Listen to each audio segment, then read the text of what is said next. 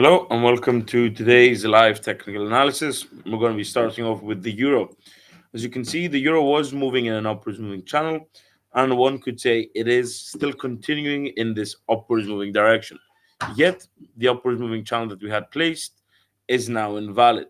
Because if we extend it here, you can see that despite it overall validating this hypothesis, it appears to be slightly off. Instead, we could try and see if there is a more optimal upwards moving channel that could reflect the most recent price action.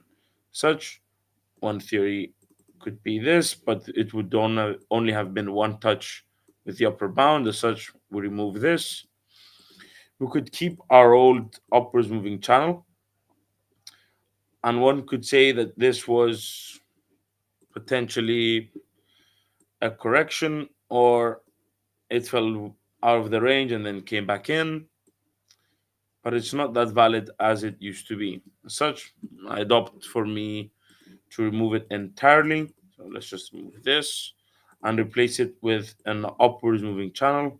So this comes back down. An upwards moving channel appears to be much better in reflecting the current price action. I would also bring R1 slightly lower.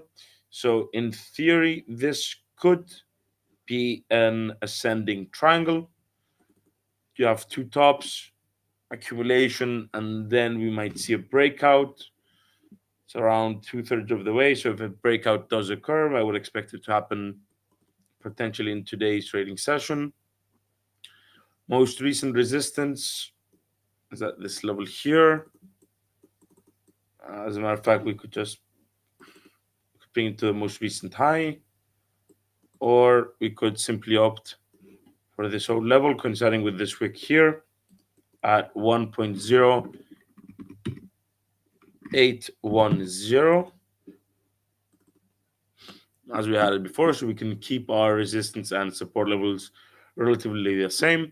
For the pair, it appears to be moving in an upwards fashion. RSI is near 60, implying a bullish market sentiment. It's a slight bullish. It's not that strong as it's not above 70, but it's still a bullish market sentiment. The Bollinger Bands appear to be tilting towards the upside, implying bullish tendencies as well. Note how the price action is validating the mid-range of the Bollinger Bands as well, so acting as a support level. So I would maintain a bullish outlook for the pair. You have higher highs and higher lows. Such I would expect to see within the next 8 hours a new higher high. And for our bullish outlook to continue, it would have to break above R1.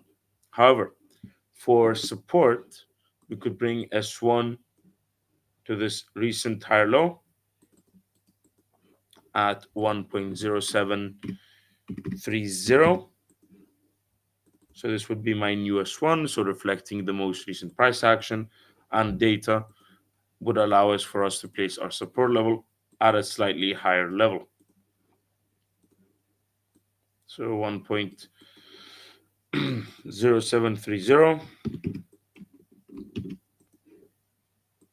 We could keep S1 at 1.680, or we could just readjust. I'll drop down S2 slightly lower since we're placing S1 at a more recent price action. So if I kept S2 here or here, may have been too close to S1. So we're just giving it some room, as it might be a more significant support level at 1.0670.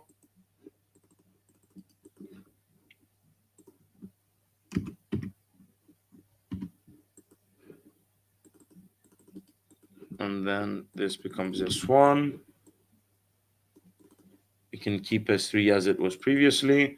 We have R1, R2, and R3 already placed into our charts. Bullish outlook to continue would have to make a clear break above R1. So in terms of financial releases for the Eurozone, we're noting Germany's ZEW economic and current conditions figures for May, which are due to be released at right around now or within the next hour or so. We should potentially see their impact.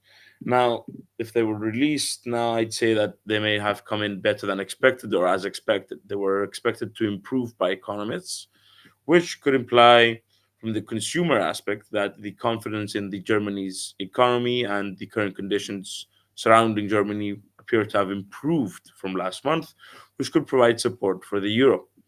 As such, I would expect that this 4 hour candle is actually the 1 hour. So the release of Germany's ZEW figures approximately 17 minutes ago appear to be providing some support for the euro against the US dollar. Now, this could change depending on the comments being made by Fed Chair Powell later on today. If the Fed Chair appears to be predominantly hawkish in nature, so higher rates, thus potentially reducing market expectations of a rate cut by the Fed this year, could actually allow the dollar to take over and could reverse the pair's direction. However, from a technical point of view, it appears to be moving in an upwards fashion, and as such, if it breaks above R1, we would maintain our bullish outlook up until R2 at 1.0885. On to the USD against the JPY. It's broken above R1 of 156.30. Note that this was roughly a target set by the government for a potential intervention in favor of the JPY. As such, we're seeing a gradual ascent of the dollar against the Japanese yen. For tomorrow, we're noting Japan's mistaken machine orders rate, which could provide some support for the JPY or could weigh it depending on the financial release. So this becomes resistance now turned to support, 156.30.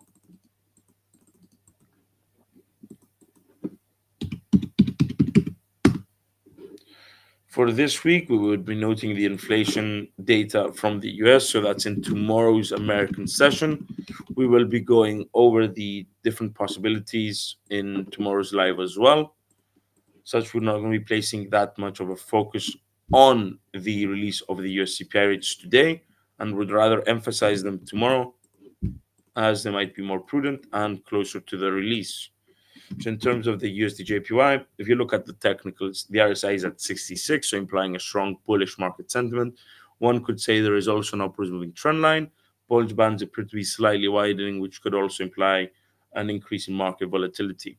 Now, the issue with the USD against the JPY is the fact that we have seen the government intervene in favor of the JPY. So even though the bulls appear to be in control of the pair's direction, they might be slightly hesitant, perhaps fearing an intervention by the Japanese government. As such, we might see a gradual increase or a gradual ascent of the dollar against the JPY as we near the previous mark upon which the government intervened. In terms of resistance, we could take this recent price action on 56.90. Now, it's not a higher high, it's not a higher low, and it's not a high actually. You can see that it did find resistance, but once it broke up, this turned to support. And since we're playing with relatively close resistance levels in anticipation of a potential intervention by the Japanese government, I would not be surprised to see the pair meet some resistance. Perhaps not significant, but we might see some resistance at this level. So for our bullish outlook to continue, we would like to see it breaking above R1 and R2 as well, upon which we could actually even see an intervention once again. But for now, we would maintain a bullish outlook for the pair's direction. We're going to be looking at stocks as well today. We might look at Reddit as well, given that Roaring Kitty came back yesterday on X with a post which sent Jimmy's GameStop stock up by 100% following his post on X. So support and resistance levels, upward swing trend line. I would rather opt for the British pound and the euro for today. British pound appears to have broken above our downward moving trend line. Now, the UK's employment data, which was released earlier on today, came in better than expected. So that's the claimant count change and the average weekly earnings. So those came in better than expected, which could potentially fuel inflationary pressures in the UK's economy from a more macro perspective. Because if you're earning more, then you could potentially be spending more in the economy. So if an increase in consumption occurs, you might see an increase in prices, thus potentially increasing inflation. However, we also saw the UK's unemployment rate tick up to 3.4%. It was expected, but the increase in the unemployment rate could potentially cap the pound's gains for today. Furthermore, we're noting the comments made by BOE Governor Bailey, upon which it appears that the BOE is making progress on inflation. As such, those comments could be perceived as slightly dovish, which in turn could also weigh on the British pound. Note the R1 of 1.2560 appears to have been validated in the most recent price action. So we're keeping R1, R2, R3, and then we're keeping S1, S2, and S3 as well. But for S1, we could actually bring it slightly higher, 1.247, I'd say 5, still valid. And then we could bring S3 to become S2, and we could keep our old S2 level. So this low, or we take this upwards moving trend line, validated on two occasions, wick down, so acting as a support level, narrowing of the Bollinger Bands. So this is appears to be a valid support level. So it could stay between S1 and R1. On the flip side, we have S2 at this low, acted as a support barrier upon which the price action continued to move higher following the bouncing off. So we could keep our support and our support levels a bit further apart. So we have S1 at 1.2475, and then just this lower 1.2307, or let's see, 2305.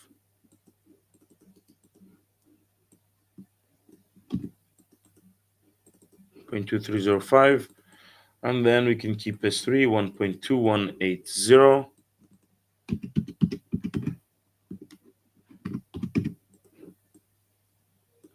So we have support and resistance. Now the RSI is at 50, so implying a relatively neutral market sentiment.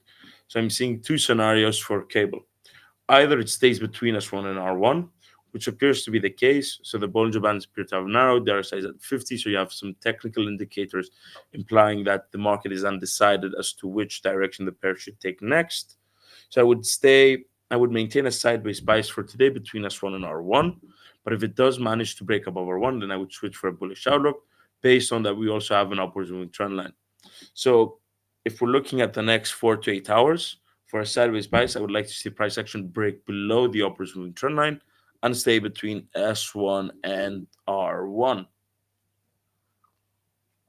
Bearish outlook, simply breaking below S1 would be sufficient. Moving on to the Aussie, appears to be still validating our upwards moving trend line, albeit it's a very tight upwards moving trend line, but still our size at 57, so close to saying potentially a neutral market sentiment. But I would like to bring your attention to this higher high, higher high, higher low, and a higher low. So from a technical point of view, appears to be moving in an upwards fashion. Appears to be finding some significant resistance at 0.6635. We search for a bullish outlook from a more macro perspective. Since we are on the daily chart, we would require a clear break above R1. Next target could be R2 at 0.6725. Onto oil. So over the weekend, we've seen some, I'd say, a difference in reports for Iraq.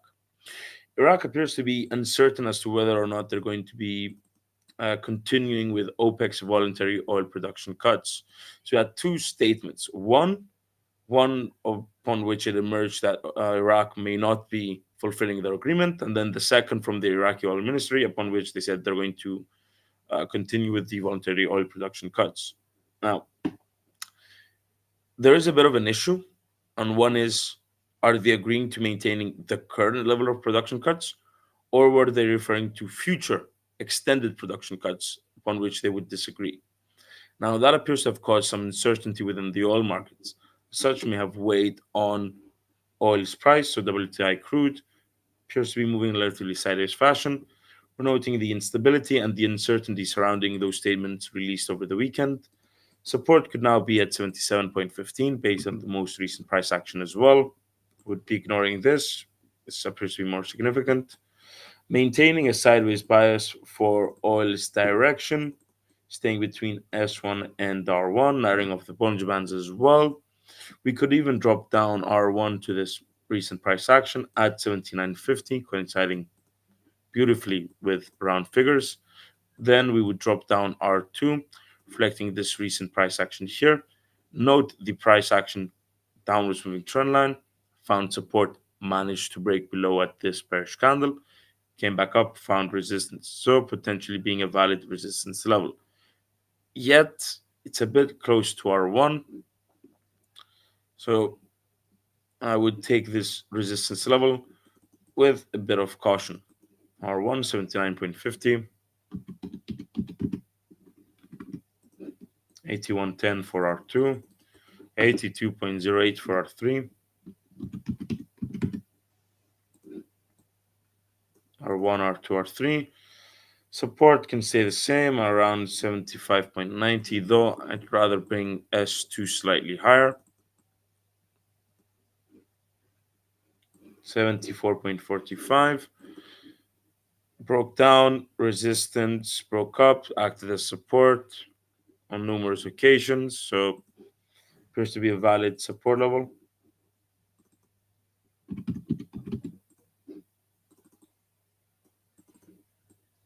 So sideways bias between S1 and R1, breaking below or above support and resistance, could allow us to switch our outlook in favor of a bullish or bearish depending on the scenario. Onto gold, appears to be meeting some resistance at 2,350, most recent high. So there's our new resistance, 2,375.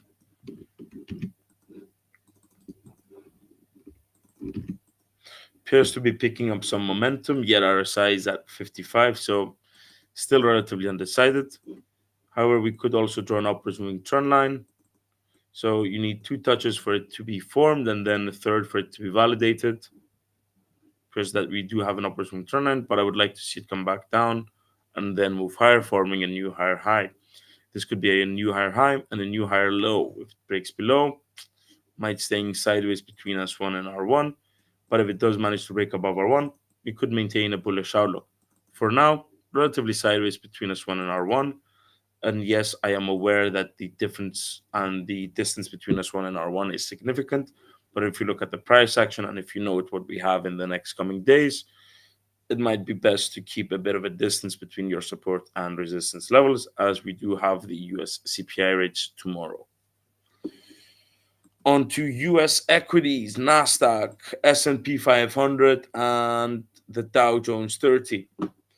Now, before we get into the indexes, I would like to have a look at Tesla. So I was preparing to say that there might be an announcement of tariffs against Chinese EV car manufacturers. Just as I was entering the studio, it appears that that has now been officially declared by the US government, taxes on Chinese EV makers. Now, this could potentially provide support for Tesla's stock price. The issue that the US appears to have had with Chinese EV makers, which also could be said for Europe, is that BYD and NIO are creating EVs that are much cheaper than Tesla's, Volkswagens, etc., etc. So that might have given them a competitive edge in terms of price, which could allow them to have sold more cars. With the new EV tariff on Chinese EVs, that could mean that Chinese EV cars are now much more expensive, which in turn could turn consumers to more cheaper local alternatives, such as Tesla. So, with the new tariffs, we might see Tesla's stock price gaining. For now, simply adjusting our support level 168.77.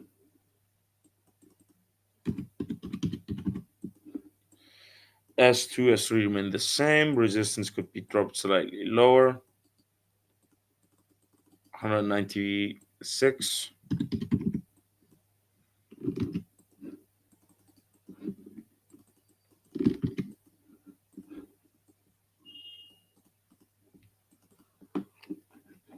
From a technical point of view, appears to be moving in a relatively sideways fashion, but the tariffs could potentially provide some support for the company's stock price. We would also like to look at Home Depot, which has its earnings today. So we're taking a look into the consumer staples sector of the US economy. Now, I would like to see their earnings, but what I would place more attention to is the company's forward guidance. So let's say Home Depot's earnings exceed expectations. They come in better than expected, higher revenue and earnings per share. Yet their forward guidance appears to paint a gloomy outlook, hypothetically, for the US economy. It could weigh on the company's stock price. And tomorrow we have Walmart. So if Home Depot, their forward guidance is a gloomish view of the US economy, then that could also be the case for Walmart. So based on what we see from Home Depot, we could extrapolate the sentiment, I'd say, for the consumer staples. Doesn't mean it would also show us exactly what Walmart's earnings would be, but it could provide some insight into their forward guidance as well. So we're dropping down to a 4 hour time frame for Home Depot. From a technical point of view, you can see the RSI at 50, neutral market sentiment, smoothing of the moving averages. Now for Home Depot, we could also add the Bollinger Bands as an indicator. So let's see how those are moving. Increasing, so widening, which could imply some volatility. What is interesting is that it's still respecting the mid range of the bands, which could also imply that there are some bullish tendencies. We're about to see a crossover potentially. So if the 50 moving average crosses above the 100, could also be a bullish signal. For now, I would draw an upwards moving trend line that I've spotted at this point here. As we said before, 2 make a trend line, 3 validate it. So you can see relatively bullish, but this bearish candle is a bit concerning. For our bullish outlook and for a bullish outlook to occur, I would like to see the company's stock price remaining above this support level that I'm placing just now. 338, so 338, or if you'd like to round up, 340, which is a bit too far up. So we're going to be staying at 338. That's my S1. For S2, I'd look for a low, which is this wick here. And then we can drop back down, look at the historical data. We're seeing an accumulation of buy orders before the move higher. So this could be a valid support level as well. 311.25. For resistance, taking the most recent price action, 348.35. That's my resistance for R1. R2, this old lower high. Then R3, the beginning of this downwards movement. We could take this candle here, but I'd rather opt for these two at this point here. So you might notice support and resistance. There's a difference in the distance between the resistance and support levels, so they're not equidistant, but this is the data we have. So this is the data that we will use. You have support, resistance, and your indicators. If it breaks below the upward moving trend line, I would maintain a sideways bias between S1 and R1. Yet, the earnings are before the market opens. So sideways bias, it's a bit tough to say. Instead, we could either opt for a bullish or a bearish outlook, but that would purely depend on the company's earnings report, which is due to be released later on today. What else can we have a look at? We can look at UBS moving higher, New Zealand dollar, so the Kiwi might be slightly bullish as well. If there is anything you would like to see in particular, feel free to ask.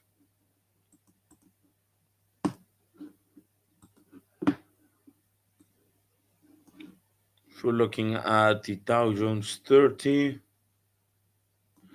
breaking of an upwards moving trend line, let's drop up to the daily. Higher high, higher lows, still bullish. I would like to see it resting on R1 turn support and then moving higher. For the S&P 500, bullish outlook as well, RSI 60, so bullish tendencies. Yet the inflation data tomorrow could potentially cause the indexes to reverse direction. Nasdaq as well. Boeing appears to be gaining slightly. I would attribute Boeing's gains purely to technicals. Fundamentals, the company is still in a tremendous spot in terms of their safety record. If you look at the news over the weekend, upon which another plane had one of their wheels that blew off, so that's bad for the company stock price. So it might be gaining purely from the technicals. Airbus lower highs and lower lows. This is an interesting story. We'll have to get back to this in tomorrow's session. Nvidia earnings next week. Apple continuing to gain. So we're on a daily chart. Might be due a correction lower. RSI is at still 67, so it does imply that the bulls might be still in control of the company stock price. You could place S1 at 178.50. R1 could stay the same with R2.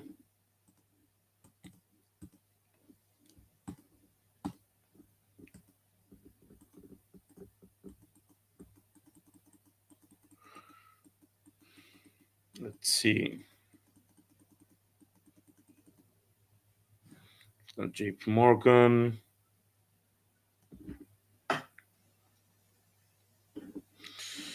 Let's see if there's anything interesting. We could look at Reddit.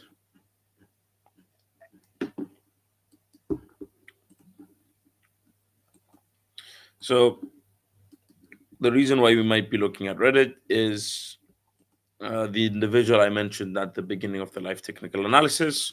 So if you remember the short squeeze of GME, the individual that quote unquote began that run has come back to social media. So I'd say it's purely driven by market hype, the increase in that company stock price, so GMEs.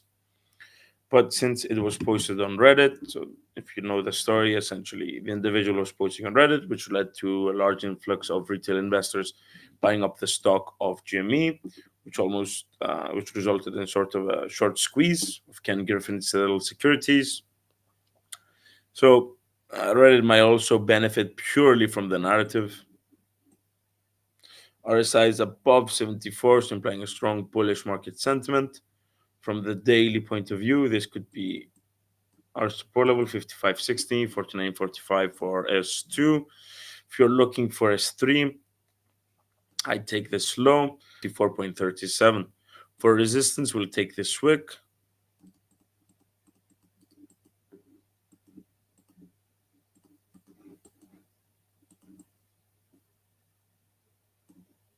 Second resistance, and then or where this gap occurred, and then we could take this wick here. 69.34, 65.11. So you have support and resistance. This is a daily chart. Drop down to the 4 hour. Now you could see an accumulation. Now, for the bullish outlook to continue, we would have to break above R1 and take aim for R2. If it breaks below S1, I would no longer be bullish. Instead, I could even be bearish.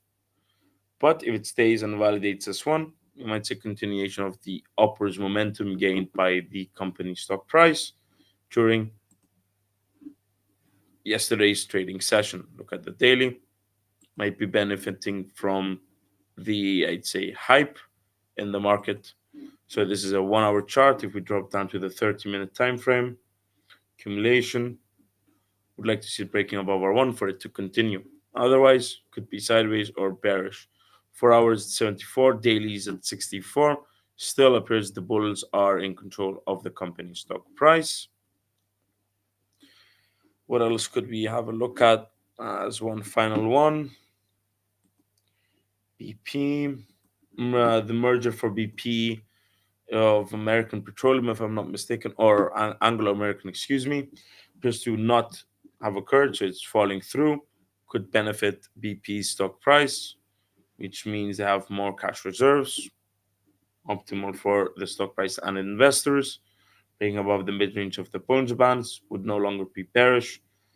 Relatively sideways bias, our size at 51, so we could see it fluctuating between S1 at 503 and then R1 516.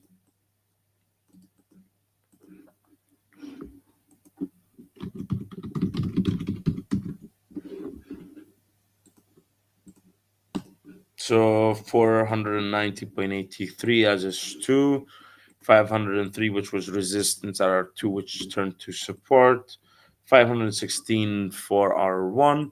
Now we're also been looking for R2. One could say this might be R2, but it's too close to R1. Instead, I'd opt for these two. So whenever I see a bullish candle and a strong bearish candle, instead of, let's say, this pattern here or inverted hammer, which is also a bearish signal, which is a nice signal, doesn't mean I'm going to find necessarily resistance at this point. Instead, this is more clean. So it closed and opened. So the bears took over at this point.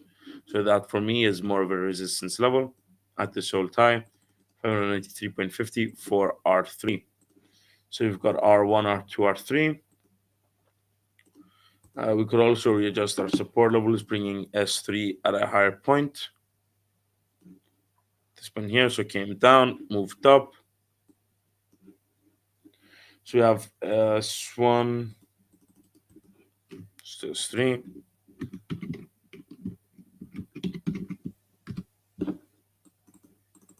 $490.85. That's for RS2. Now, if you want to add other indicators as well, that's fine. You can use them to either support or disprove your theory.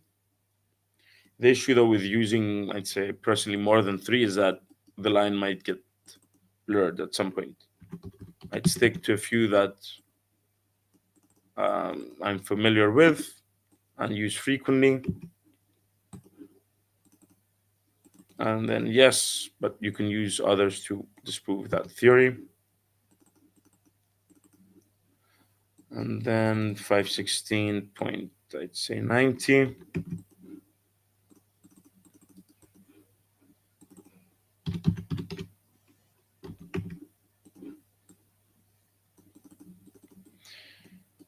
$530.25.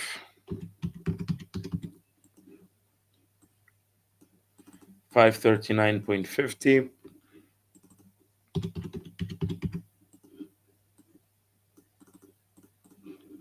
As you can see, you can use a large number of indicators, ATR, oscillatory Bollinger Bands, envelopes, Ichimoku, parabolic SAR, standard deviations, ATR, CCA, but that's for commodities. You could use MACD, volumes, OBV, so we can see the general direction of the volume.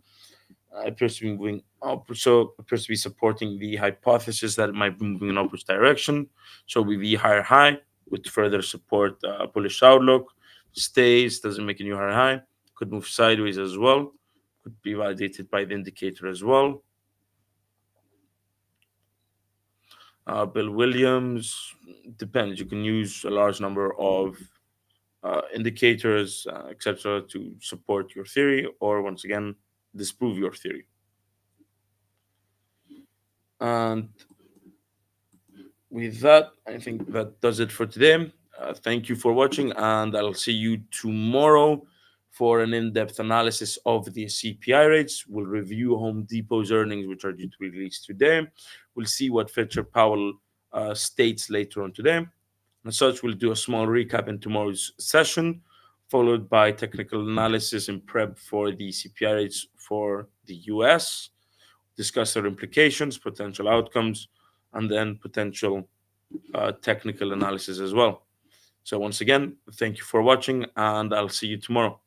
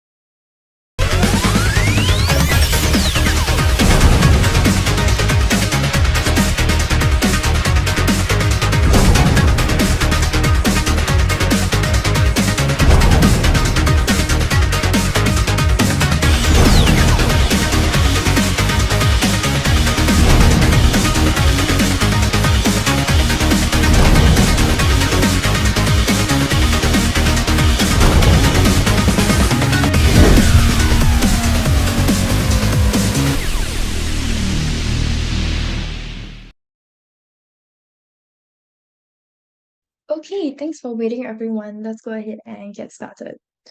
Okay, first things first, as per usual, a risk warning. Our products are traded on margin and carry a high level of risk, and it is possible to lose all your capital. These products may not be suitable for everyone, and you should ensure that you understand the risks involved. Disclaimer, the information in this webinar should not be considered investment advice or an investment recommendation, but instead educational material only. This material is just the opinion of the author, and the client's investment objectives and risk tolerance have not been considered. IronFX is not responsible for any loss arising from any information contained herein, and redistribution of the material is strictly prohibited. Okay, so I'm Melanie. I will be your speaker for today. I'm an investment analyst from Everest Fortune Group, who were finalists for Best FX and Equity Research in the years 2019 to 2021. So here's our agenda for today. Firstly, we're going to look at the anatomy of a trade, and then why exactly you shouldn't use a fixed take profit or fixed stop loss. And then we'll talk about what is the proper stop loss and take profit placement, followed by dynamic stop loss and take profit placement. Okay, so the anatomy of a trade. So a trade basically consists of three basic components, right? We have the entry, which is where you place your orders, and then you have, of course, your stop loss as well as take profit orders. Okay, so in order to manage a trade, it's important to understand what it consists of. So in this webinar, we will be introducing the basics of trading, which are the three on that we just went through. And we'll go through break even, partial profit, idea and validation in part three, and part two, and trailing stop loss in part four. Okay, but it's important to know all of these as well. Okay, so trade management basically refers to the process of managing open trades in the financial markets to maximize returns and minimize risk. Okay, so here are some um, reasons why it's important to have a proper trade management strategy. Okay, firstly is to control risk. Trade management strategies such as stop loss orders and position sizing help traders to limit their potential losses and manage their overall risk exposure. Next, we have to maximize profits. So trade management strategies such as take profit orders and trading stops basically help traders to lock in their profits as well as maximize returns. Thirdly, manage emotions. So the discipline and structure that trade management or having a proper trade management strategy provides can help traders to stay calm and rational even in very volatile markets, which can prevent impulsive decisions driven by fear or greed. Okay, four, improve trade efficiency. So by having a well-defined trade management plan, traders can make faster, more informed trading decisions, okay, and avoid the cost and time of having to constantly monitor and adjust their positions. So for many traders who have full-time jobs, if they have a proper trade management strategy, you can actually just lock in your trades and then ensure your stop loss, take profit levels, maximize your profits, and then just go about your day and then come back at the end of the day to check your results. Okay. Next, lastly, we have to increase consistency. So effective trade management helps traders to achieve consistent results over time by reducing the impact of individual losses and maximizing the impact of winning trades. Okay. So let's start off by going through the issue of having a fixed take profit or stop loss. Okay, so firstly, let's take a look at this example. So the red area over here, you can see this red resistance level here.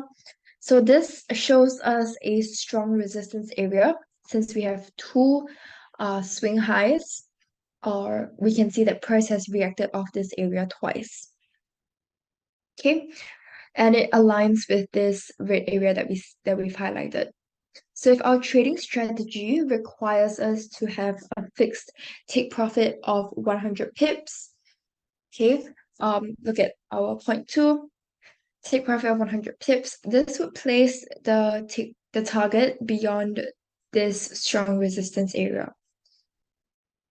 Okay, so our entry is over here, and we're expecting price to go from our entry to this resistance level here.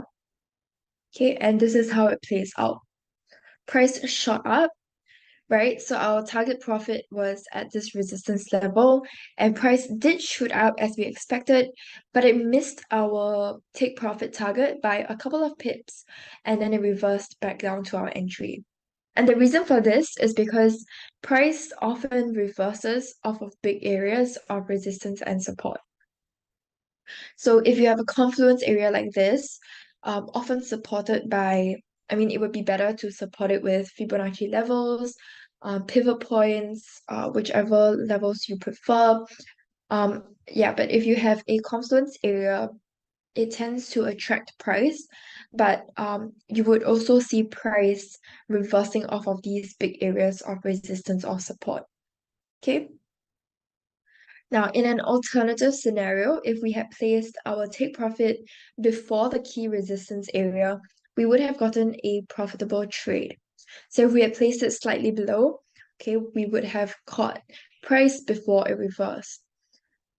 Okay, so the important thing to note from this is to look at the charts and adjust your take profit and stop loss levels accordingly, and not just blindly follow a fixed take profit target, such as 100 pips like we did over here. You know, it's always important to look at the charts and then adjust accordingly. Okay. So this is our general guideline to follow for proper stop loss or take profit placement. So if we're looking at having our stop loss at a major resistance area, we will place our stop loss beyond it. So in this case, it will be above it. Whereas if you're looking at placing your take profit at a swing low, okay, we would place it before a major support area. And of course, it would be the opposite if it's switched around. Okay. Yeah, but this is typically the proper stop loss and take profit placement that we recommend to ensure you maximize your wins and minimize your losses. So your stop loss should be always placed beyond any confluence area, while take profit should be placed before. But we'll go through a couple more examples over here. Okay, so trade management with Fibonacci confluence. We mentioned earlier that your stop loss should be placed beyond a key Fibonacci confluence area, but of course, when we say Fibonacci confluence, it can be Fibonacci, it can be pivot points, as I mentioned earlier, it can be just a bunch of different levels that line up in the same area. That's basically what a confluence area is. And the reason for that is because price is attracted to these strong areas of confluence, be it Fibonacci or whichever indicators you prefer to use. And if your stop loss is right before instead of beyond your confluence area, the chances are that you will most likely get stopped out before the market reverses. Okay, and that's basically one of the reasons why most people might wonder why exactly they got stopped out right when the market starts to reverse. And then they often complain about stop hunting. Okay, next, let's look at take profit. So in this situation, you can see that our stop loss is placed below. Okay, it's our Fibonacci confluence in this case is a support level. So if we look at our previous, our stop loss is at the swing highs, whereas our take profit is at the swing lows. Whereas if we look at this example here, it's flipped just to show you guys what exactly you can expect. Okay, so in this case, we're going for a buy entry, and here we are looking at a sell entry. Okay, but the idea here is still the same. Stop loss beyond, take profit before. So over here you see our buy entry, um, take profit is before the Fibonacci confluence area here, and our stop loss is beyond it, so it's below it in this case. Okay, the reason for this, once again, is that when price reaches the confluence, the Fibonacci confluence area, there's a high chance that it won't be able to go beyond it because of the resistance at that level. So instead of reaching your profit target, we can often see that it will reverse back to your entry or worse, your stop loss. Okay, and this is another reason why people complain that the market is being manipulated because they might miss their take profit by 1 pip. Okay. Feel free to let me know if you guys have any questions throughout the webinar.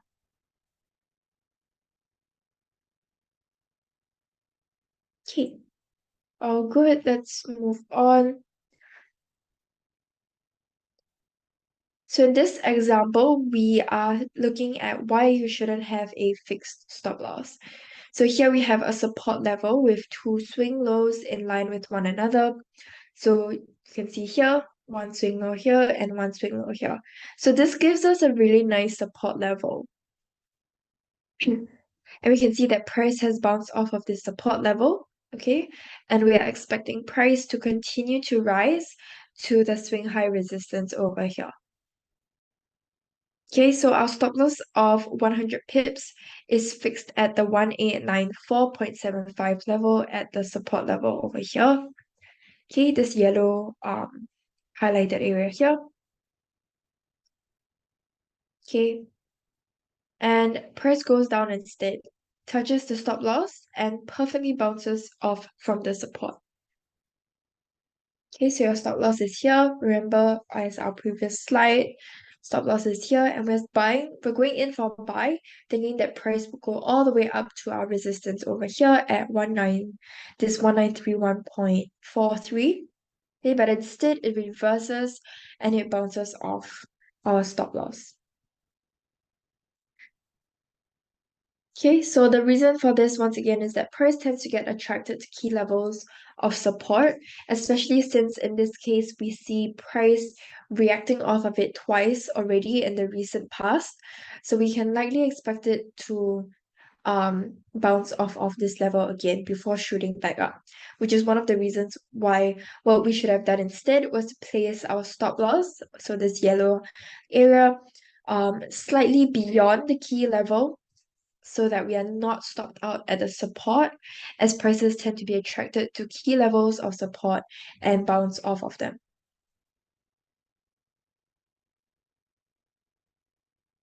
Okay, so this is why it's important to have dynamic stop loss and take profit placements. So dynamic stop loss basically is a trading strategy used to manage risk, in which the stop loss level is adjusted dynamically based on market conditions. Okay, so the level of the stop loss is continually moved to a more favorable position as the price of an asset moves in the desired direction. The goal of a dynamic stop loss is to lock in profits while minimizing potential losses. And the placement of the stop loss can be determined by various technical analysis indicators or other market conditions, such as volatility or market trend. Okay, here's a simple example to demonstrate dynamic stop loss.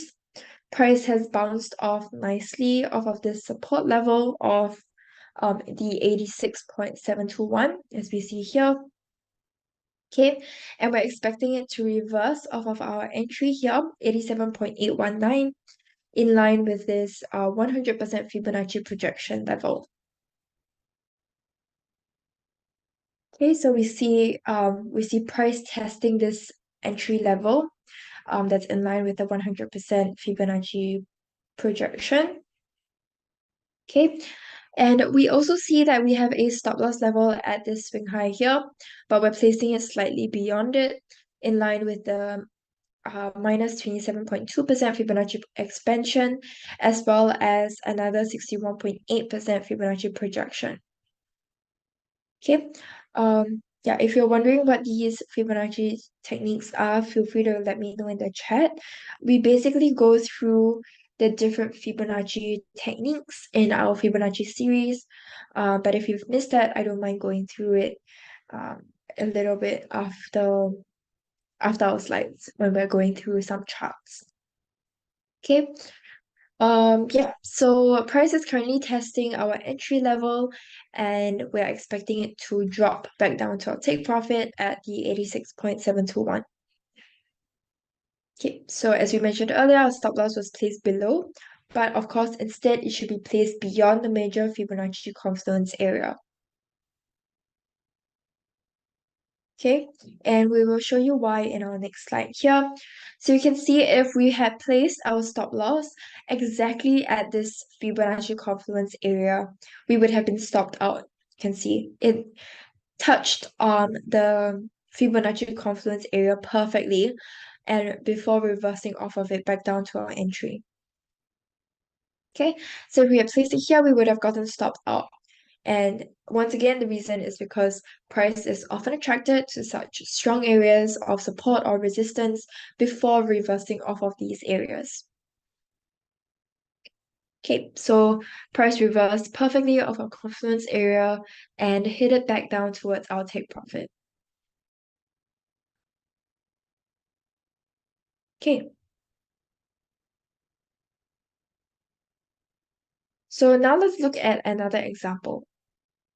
Okay, so here we're expecting price to bounce off of our entry here at the 87.625 level.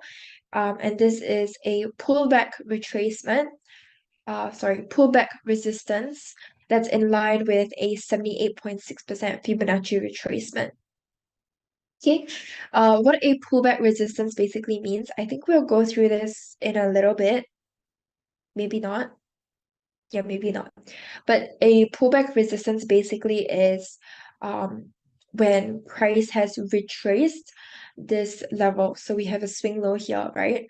And price has broken out of this level, surpassed it, and is now heading back to that area. That's basically what a pullback resistance or support level is.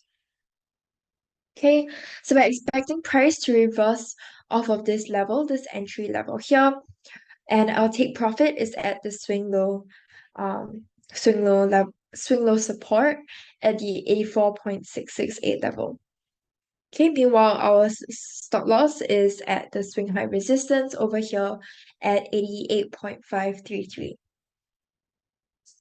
So price has hit our entry and has reversed nicely off of it, as you see here, and is now heading towards our take profit. So you can often expect price to test significant levels of confluence like we see over here in our entry and like we've seen in our previous examples as well.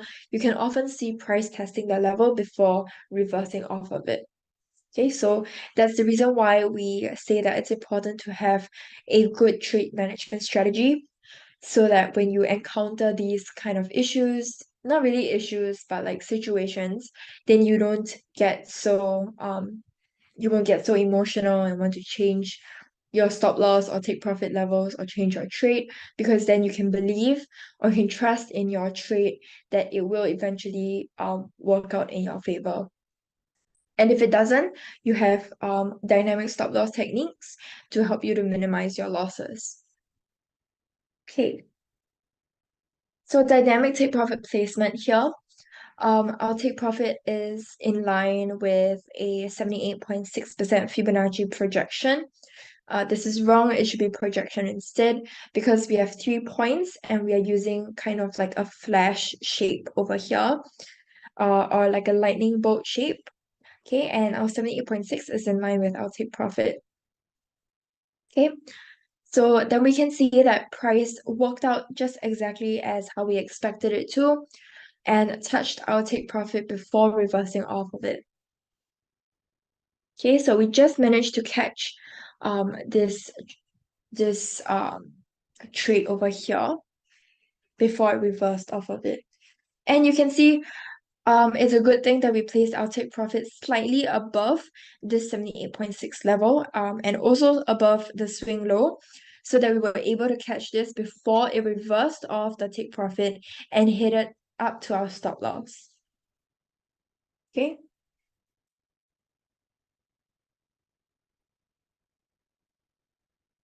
So another example here, in this example, we are seeing price break out of this descending trend line. So just to recap, a descending trend line, in order for a trend line to be valid, it needs to have three levels, or rather three touches on that trend line. So here we see one, two, three, actually we have four in this case, right? But we see price breaking out of it, which is giving us a bullish signal. Okay.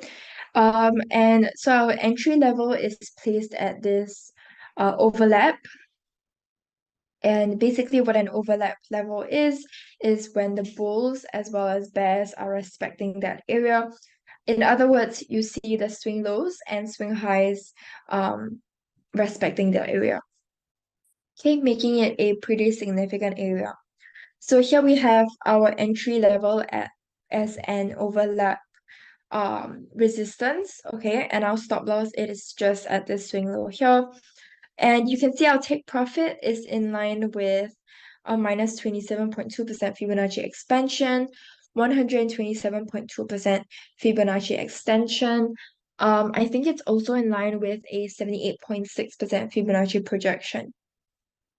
Okay, so you can see price, we are expecting price to rise above this entry level and hit towards our take profit and amongst this Fibonacci confluence area. Okay, but we see that our take profit, when it's placed above the confluence area, it actually missed price by a few pips because price reversed off of this confluence area and reversed back down to our entry. So same idea over here, our take profit should be placed below the confluence area. In this example, we're kind of placing it a lot lower than the confluence area, but in reality, you don't actually need to place it so much lower. You could actually just place it right below the confluence area and would have been fine as well. Just as long as your take profit is placed below it or before a major confluence area, price is more likely to hit your take profit before reversing back down to your entry or even worse, your stop loss. Okay. Okay, that's it for my slides. Now let's take a look at some charts and see if we can implement what we have done so far. Okay, so let me know in the chat if you guys have any requests for any charts.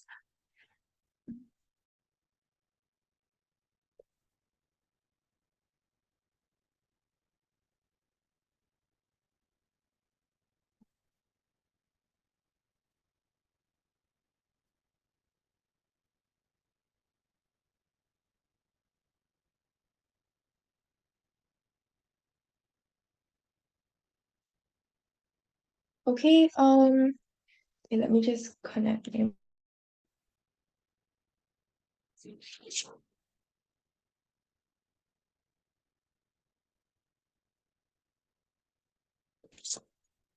Okay, I think we have a request for AUD.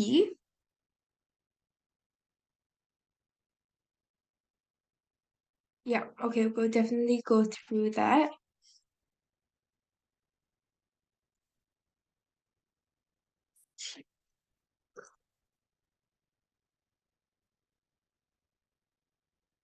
Okay.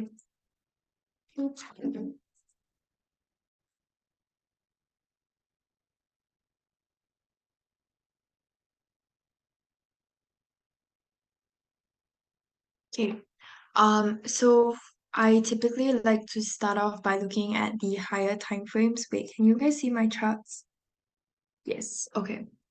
So I like to start off by looking at the higher time frames so that we get an idea of the general direction of where prices are headed towards. Okay, so I'm gonna start off by looking at the weekly time frame. And on our weekly time frame, we see um we see prices moving in this downtrend. Let's see if we have a channel. Okay, we don't have a channel, but we have a very obvious descending trend line here. Remember I just mentioned that in order for it to be a valid trend line, we need at least 3 touches. So we see 4 touches over here. Okay, so downtrend on our weekly time frame. Let's take a look at our daily time frame. Okay, daily time frame is also pretty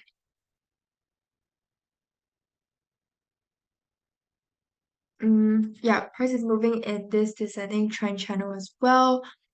Let's just go in with like really quickly with some support and resistance levels. Okay.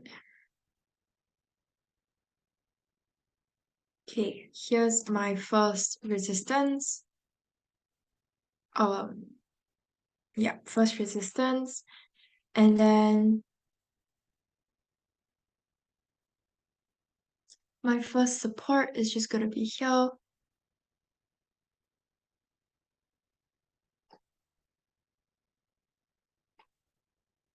And then my second support just here. Okay. So these are just solely based on graphical levels. So I'm just looking for swing lows as well as some overlap levels. So if you guys weren't here for our support and resistance webinar, this is basically what we call an overlap um, support level. Okay, because you can see that we have swing highs as well as swing lows that are respecting this area. Okay. So that's why it's a significant level because price has tested it many times before. Okay. Um, okay, so we see price kind of reversing off of our first resistance here. I think I wanted to point out as well that let's take a look at RSI. Okay. Okay, over here we have a bit of a divergence. Okay, we have prices moving upwards on our daily time frame, whereas over here you see price dropping, or rather price making a lower low. Okay. So this is what we call a bearish divergence, okay, because we see price moving upwards, or rather price making a higher high on our price chart, whereas on our RSI price, or rather on our RSI, we see that it's making a lower high. Okay, so this is basically what it means. You can see it's making a lower high, whereas here it's making a higher high. So this is basically a sign, I guess, that price is likely to drop from here. And we can kind of see it already dropping. Yeah. Okay. That's all for daily time frame. Now let's take a look at our 4-hour time frame. Okay. So on our 4-hour time frame, it's actually pretty bullish. Okay, we can see, I think, okay, we have a ascending trend line. Let's see if we have a trend channel as well. Okay, no. Okay, but we have an ascending trend line. Now let's go in with our support and resistance levels.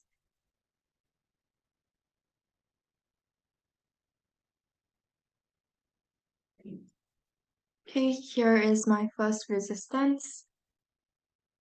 And the key to this is that you want to make sure that you try and pull back your levels as far as you can so that you can see how significant these levels are. So like in this case, you can see that this is an overlap level because I have mini swing highs, and mini swing lows respecting it. Okay. Yeah, but you don't want to cut through too many bodies of candlesticks. Okay, so if you just cut the wicks like we see over here, just the wicks are fine. Yeah, but preferably not the bodies of candlesticks. Okay. And this will be my second support.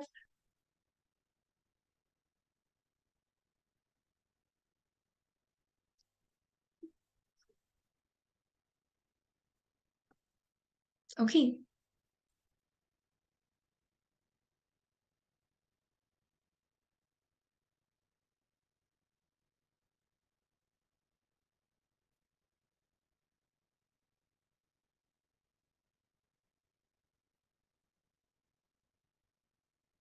Okay, if I zoom in really closely, I can see that my 50% level lines up nicely with my first support. Okay, so I'm gonna keep that. Mm,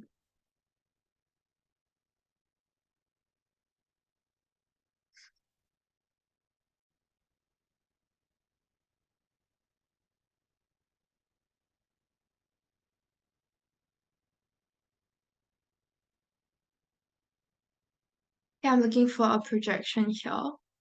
And I can see my 78.6 lines up nicely with my first support.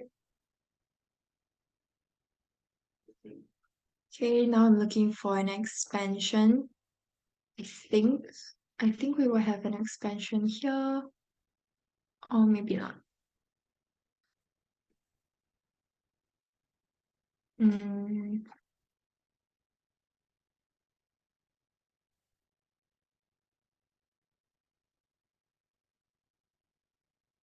okay, so for expansions, we are looking at the negatives. And no, we don't. Okay, let's see what else we have. So you can see here I'm following the shape of the chart really closely. So that's quite important to note as well.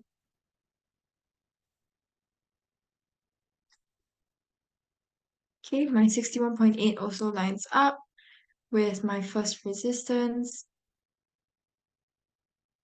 Okay, it doesn't have to line up exactly because we're typically looking for areas and not so much specific levels.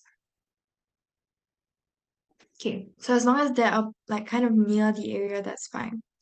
Okay, so we can see my first support is a really significant area.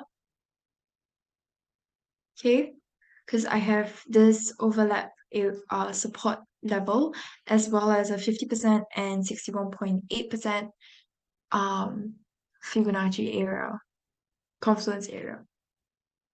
Okay, so based off of our two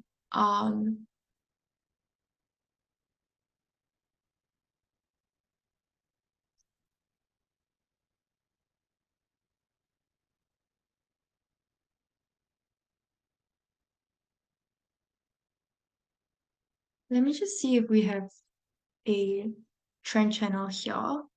I might have missed it. Yeah. Okay, so we have an ascending trend channel here. The trend line that I drew earlier was incorrect, and I didn't realize it until now. Okay. Okay, but even though on our 4-hour chart it's pretty bullish in the sense that we see price moving in this ascending trend channel. You guys remember our daily time frame gave us bearish. Our weekly time frame was also pretty bearish. Okay, so just keep that in mind. I'm expecting price to continue to drop towards our first support. Still within this ascending trend channel, of course, but simply because of this confluence area here. Okay, but I think it will react off of it. Let's take a look at some indicators, okay, to support our analysis. So we're expecting prices to drop towards our first support. Okay. MACD is giving us bearish, Ichimoku is giving us bullish, so I'm gonna remove that. Let's take a look at RSI. Okay, once again, RSI is giving us a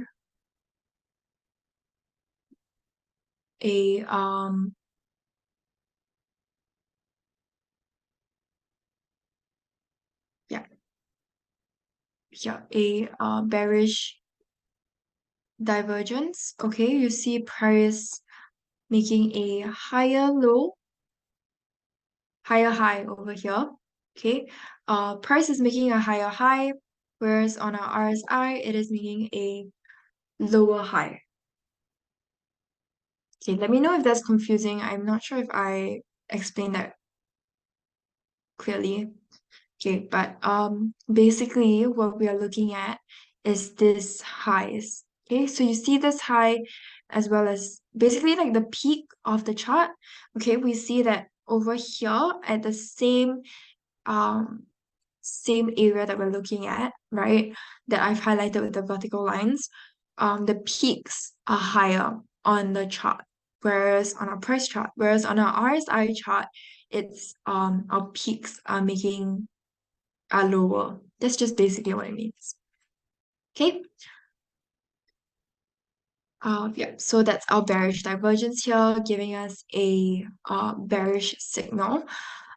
Maybe we'll take a look at Bollinger Bands. Okay, that's not really telling us anything. Let's look at stochastic perhaps. Okay, stochastic is also giving us a bearish divergence over here as well. So for divergences, you can take a look at either RSI or stochastic. They often give you, if you're looking for divergences, they're the best indicator to use. Okay, so you see here that's slightly lower. Okay, okay.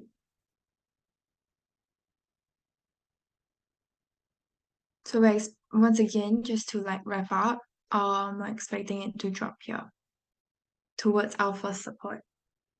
But after our first support, we'll probably see it reverse back up to our first resistance because of this confluence area. So it'll attract it and then it'll reverse off towards our first resistance. Okay.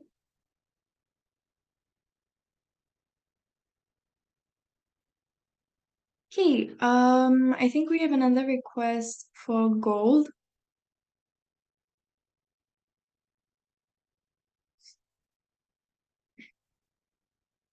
Okay, let's take a look at gold.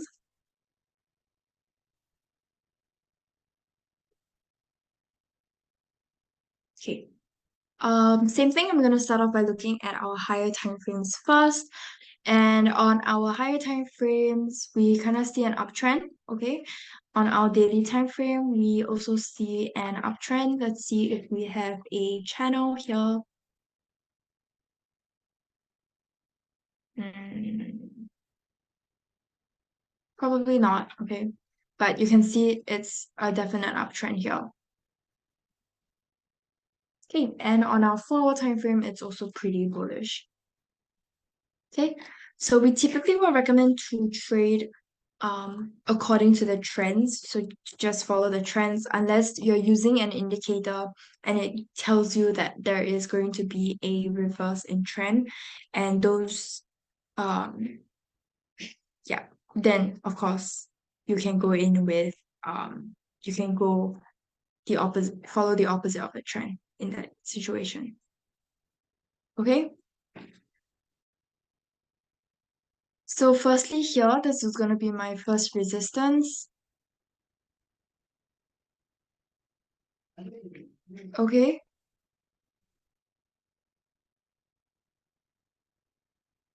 This is my first resistance. And then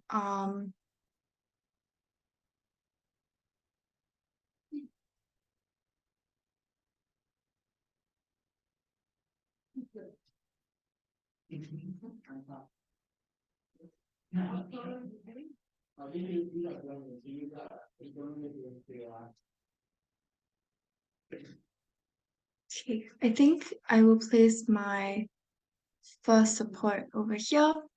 Okay, so this is an overlap level as well. We have a swing low here and a swing high here that line up.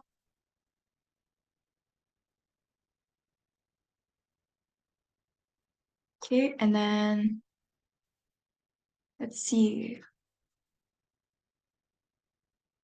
Okay, I think our first resistance can go all the way back here, and I'm gonna see if this level can be supported by any Fibonacci levels. Okay, so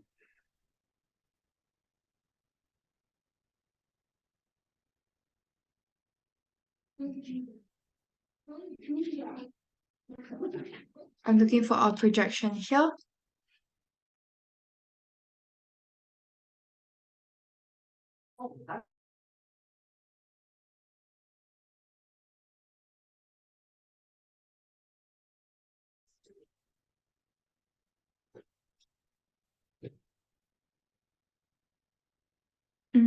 Okay, let's see if we have any other levels. Oop. Okay.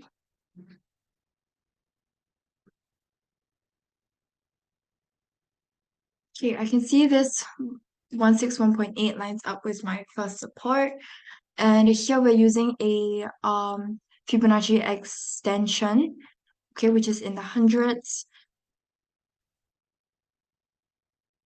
Okay, and my 61.8 also lines up, and so does my 78.6. So I'm just gonna keep those two. Okay, I think I'll get rid of this. Mm,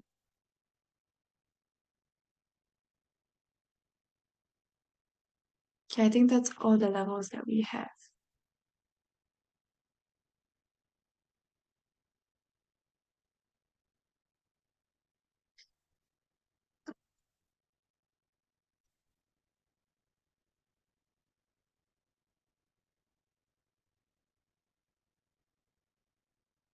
Okay, I want to.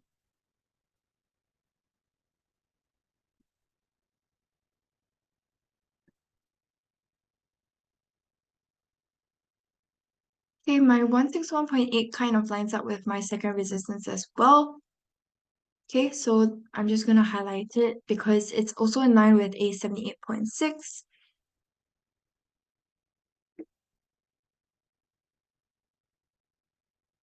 Okay, I think that's about it. Okay, so we're gonna go in with a buy from our first resistance towards our second resistance. But of course, because our first resistance is in line with a bunch of other Fibonacci levels, so we will probably see price testing this level a little bit. Okay, especially since it's also an overlap level. So we'll see it test it a bit before shooting up towards our second resistance. Okay. Price is moving above the Ichimoku cloud, so it's giving us a bullish signal. MACD is also giving us a bullish signal. Let's look at RSI and stochastic. Um,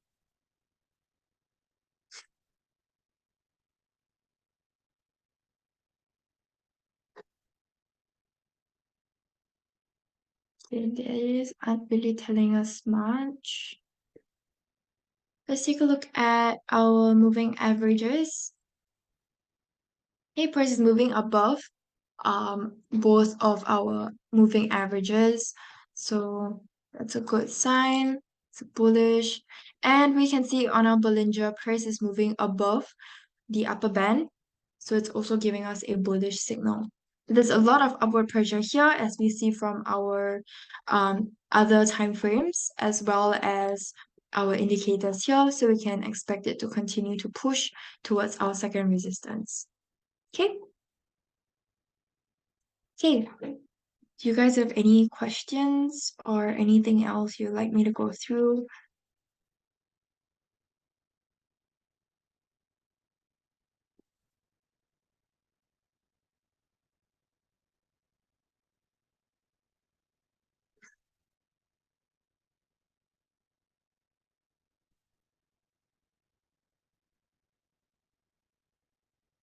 Yeah, I can go through one more. Yeah, we can do DXY really quickly. So this will be our last chart for today. Okay, let's so you can see on our weekly time frame, prices are pretty I mean it's kind of ranging, but it looks like prices are dropping here.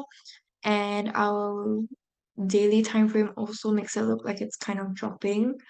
But let's take a look here. Okay. So here I'm gonna place my first support and then my second first resistance would be over here. Okay, in line with the swing low and swing high. So it's a overlap level. And then my second support would be maybe just over here. Okay. Now let's go in with some Fibonacci levels again. Um, hmm. Okay, I see price testing our 50% level here. So I'm just gonna keep our 50%. Okay, and then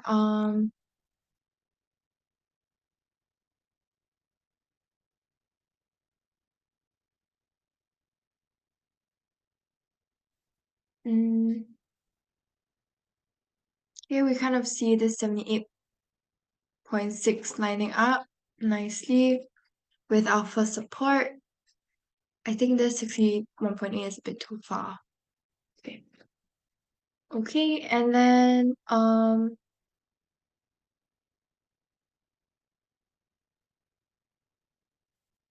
hmm,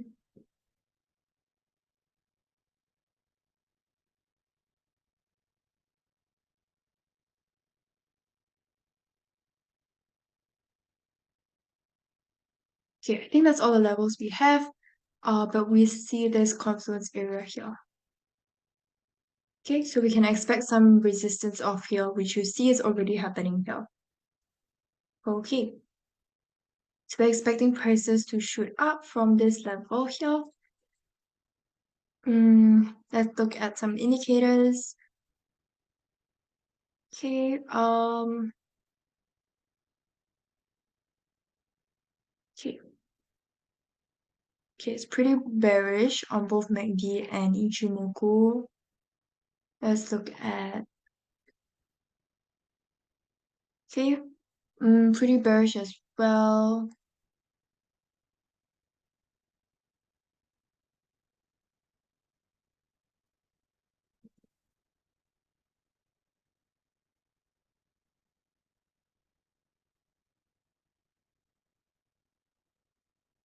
Hmm.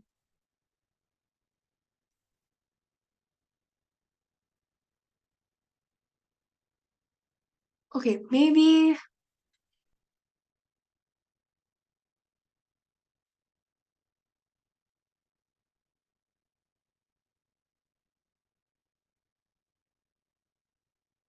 okay, let's take a look at this on our 4-hour time frame. Okay,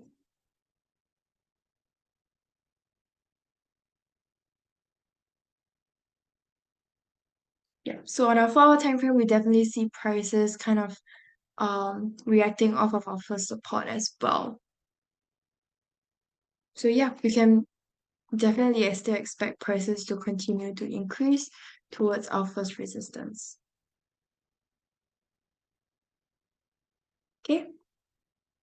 I think after our first resistance though, we'll probably see prices continue to drop after that. Um, yeah, and because this first resistance is a pretty significant swing high resistance, and we can see prices tested it before. Okay, so it's likely going to attract price here. Okay, at this level, and and then we'll see price react off of it and continue in the downtrend. But for now, we can expect price to bounce off of our first resistance like it already is and hit towards our first resistance. First support, I mean. First support, bounce off our first support and hit towards our first resistance. Okay, That's all the time that we have for today. I hope you guys found this helpful, and I will see you guys next week. Have a great rest of your week, everyone. Bye.